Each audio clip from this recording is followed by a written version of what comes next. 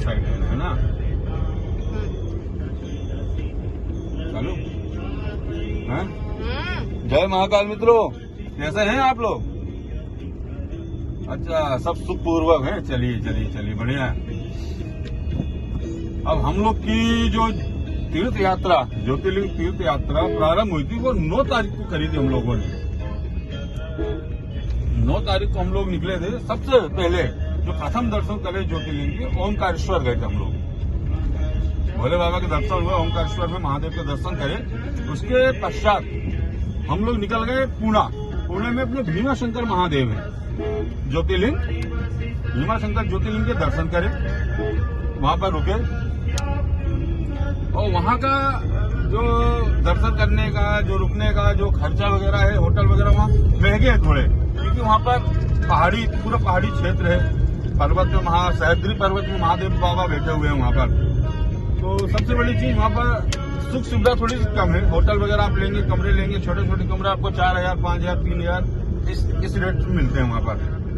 तो हम भीमाशंकर महादेव के दर्शन करने के पश्चात एक रात को हमने स्टे लिया। दूसरे दिन वहां से निकले हम लोग, आए नासिक में त्र्यंबकेश्वर महाराज के दर्शन करें।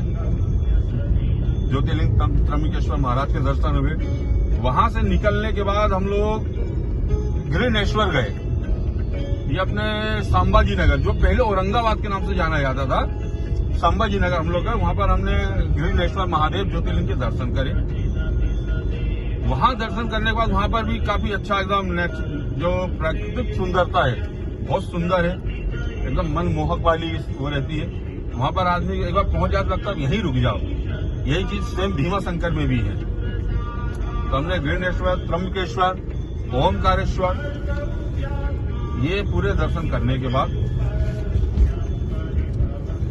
फिर अभी हम लोग हैं महाकाल की नगरी आए थे। उज्जैन में दर्शन करे बाबा के।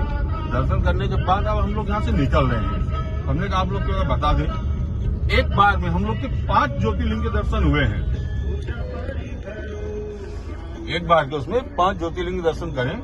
शुरुआत करी तो ओमकारेश्वर, भीमाशंकर, त्र्यंबकेश्वर, गृहनेश्वर और अपने महाकाल बाबा उज्जैन। तो आप लोग को भी अगर समय मिले, मौका मिले तो निकलिए यात्रा में, ज्योतिर्लिंग तीर्थ यात्रा करिए। अब देखिए महादेव, हमारे 6 ज्योतिर्लिंग और बचे हैं। अब देखते हैं बाबा कब बुलाते हैं। बाकी विश्वास है कि इस साल भर के अंदर हमारे 6 ज्योतिर्लिंग भी कंप्लीट होंगे। उनकी यात्रा भी पूरी मंगल में सुखद रहेगी हमारी। बाकी अभी का जो अनुभव रहा, बहुत शानदार, बहुत भक्ति में, वो बड़ा आनंद आया। ये हमारी